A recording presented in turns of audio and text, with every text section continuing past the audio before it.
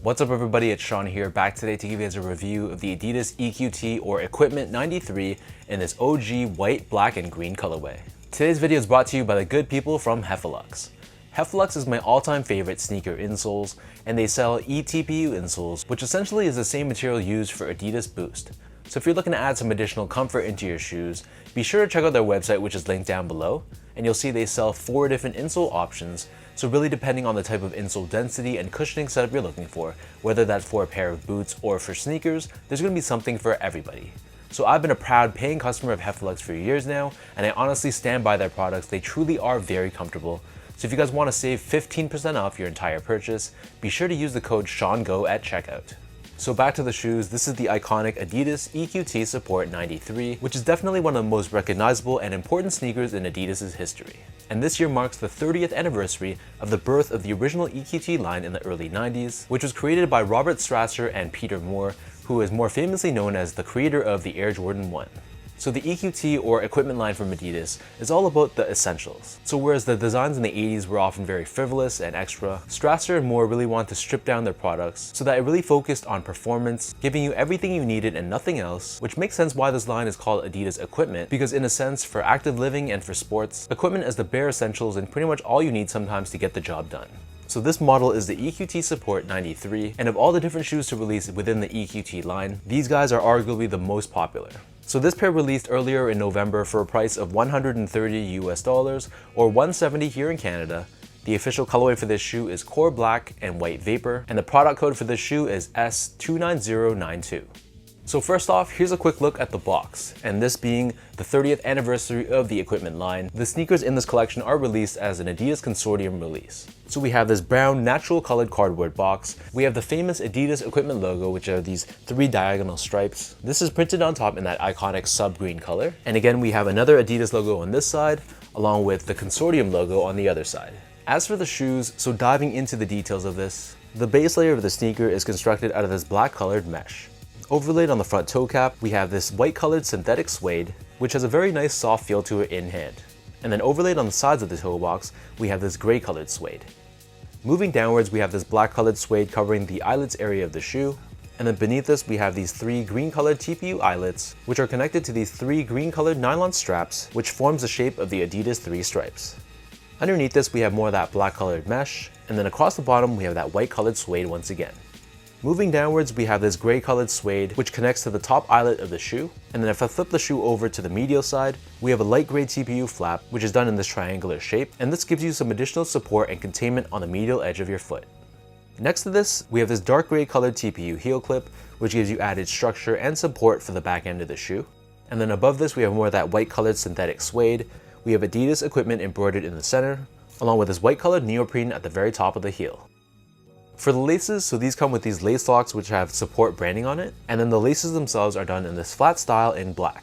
But they also give you a secondary pair of off-white or cream colored laces as well. Underneath this, we have a mesh tongue, but it's completely disconnected from the shoe on the lateral side, giving it a very unique look, which is not something you really see on other sneakers. And then on the top of the right foot, we have this Adidas Consortium branding, which is special for this release. And then we have your normal Adidas branding on the top of the left foot.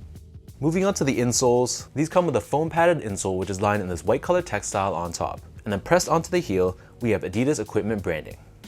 So the upper of the shoe sits atop a very chunky foam midsole, which is predominantly painted in white, and we have the Adidas 3 stripes painted in this green color on the bottom. And then on the medial side, pretty much the same as the lateral side, except there's this hit of gray colored paint towards the back half of the midsole. And then flipping the shoe over to the bottom, so here we have your outsole, which is entirely constructed out of this black colored rubber. We have this oval style traction pattern that runs from heel to toe, and then in the middle, this green torsion bar. This helps give the shoe that torsional rigidity and mid-foot support, which allows the forefoot and the back heel to move independently. So that breaks down the look and the construction of this pair. For those wondering how these fit, so I'm a true size 10, slightly on the wider side, and I felt like these ran a little bit large true to size, so I opted to go a half size down and I got these in a 9.5. When I went true to size, I felt like there was way too much room from a length perspective, and going a half size down, it gave me about a finger's width between the top of the shoe and the top of my toe, which to me was perfect. Next up, in terms of comfort, so overall this shoe is decently comfortable for a very retro sneaker. On Adidas' website, they didn't actually explain what type of foam this is. So in my mind, this is just like an EVA foam or some sort of equivalent, but you can definitely feel some responsiveness, and it definitely doesn't feel like a brick. And again, for a retro shoe, I'd say it is comfortable. And then finally, from an overall quality and craftsmanship standpoint, so the material quality, while the suedes are synthetic, to me they still felt pretty nice in hand. And then the rest of the build of the shoe I thought was perfectly fine, other than some glue stains throughout the shoe, which were honestly pretty minor. I really had no complaints or no real issues about the craftsmanship.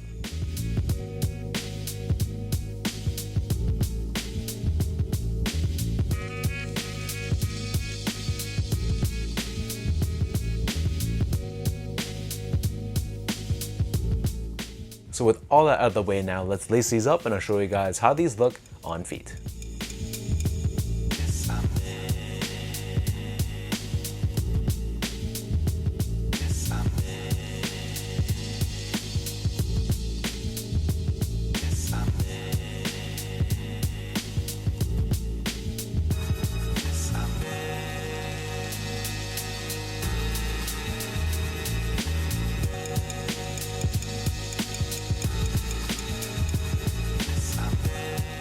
In my mind, even though I never grew up as an Adidas fan, I always recognized the classic Adidas EQT silhouettes. And again, this silhouette and this colorway is definitely one of the most iconic shoes in Adidas' history. So for that reason, I gotta pay respect to the OGs, and I wanted to definitely add this to the collection.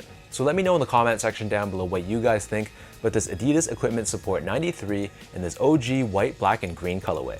And for those of you guys watching, did you guys pick this up or did you guys decide to pass? If you guys like this video, be sure to like, comment, and subscribe to this channel if you haven't yet. You can follow me on Instagram at Esco8, check me out on my Twitter account at Sean.go, and visit my website at seango.ca. So until next time, thank you so much for watching. Hopefully you guys enjoyed this review, and I'll catch you guys all in the next one.